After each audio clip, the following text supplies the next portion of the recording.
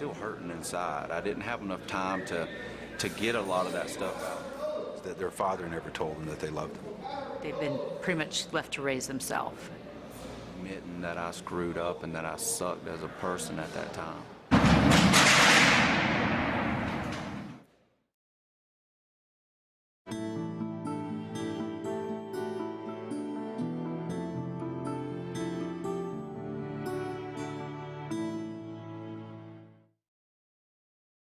Take a man off the street who has been raised in a home where more than likely there was some addiction going on, poverty, low levels of education, and they've been pretty much left to raise themselves.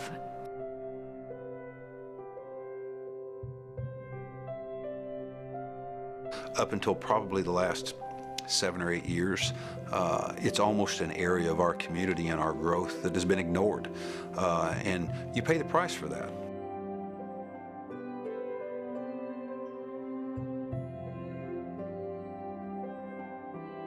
Part of the issue that we have is we have in Florida a lot of mandatory sentencing,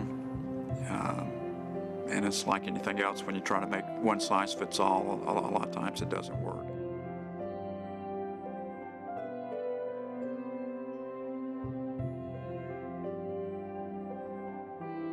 The client has to approach us to say, I want to change my life, and I've heard about Pathways for Change, I'd like an interview.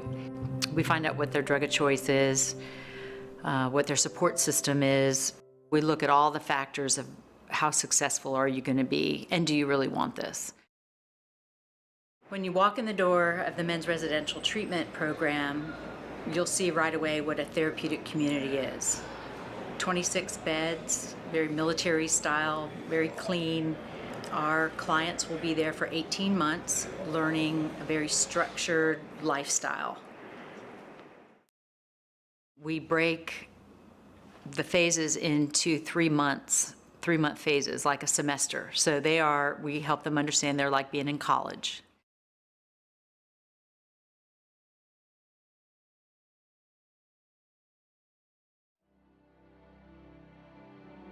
I referred to phase 1. When they come in, they have to wear a black shirt. They don't get to wear the uniform of their brothers.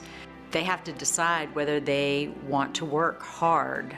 They get it the first week, what it's going to take to graduate. Then phase 1 is just really basic living, communication class, purpose-driven life, courses that help them just start maneuvering the world in a new way. And then phase 2, the honeymoon's kind of over. That's when things really get real with their individual therapist. And so they're meeting at least weekly with a therapist. They're in group therapy, in a feelings group, talking about those feelings.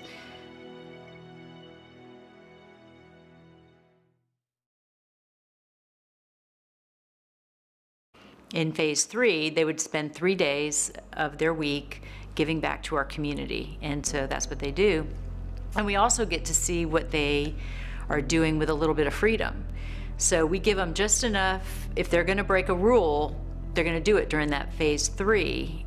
But when you do something for somebody else, you give of your time.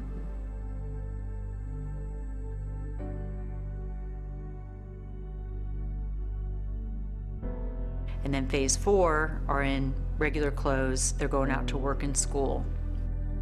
And there are 3 phase 4s, A, B, and C. So A and B are still in the dorm.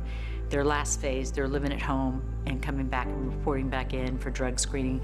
We want to see how they're really doing in the real world.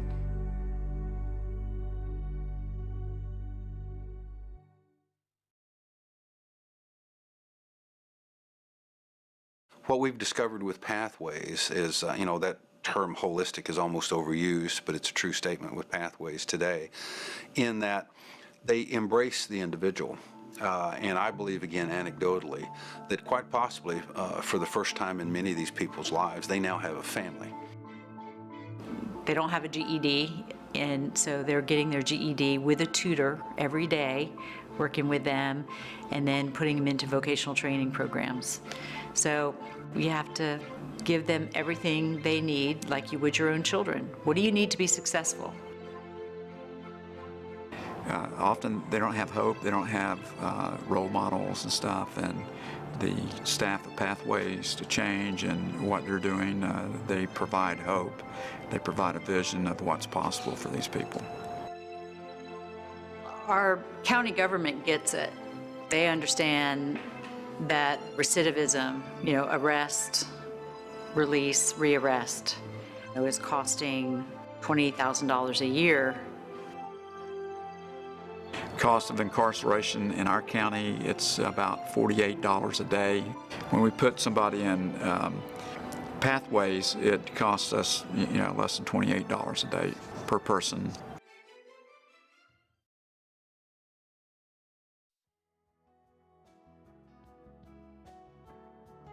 They understand that you have to make a lifestyle change in order to, beat whatever addiction or problem that you're having in life, and that's their approach.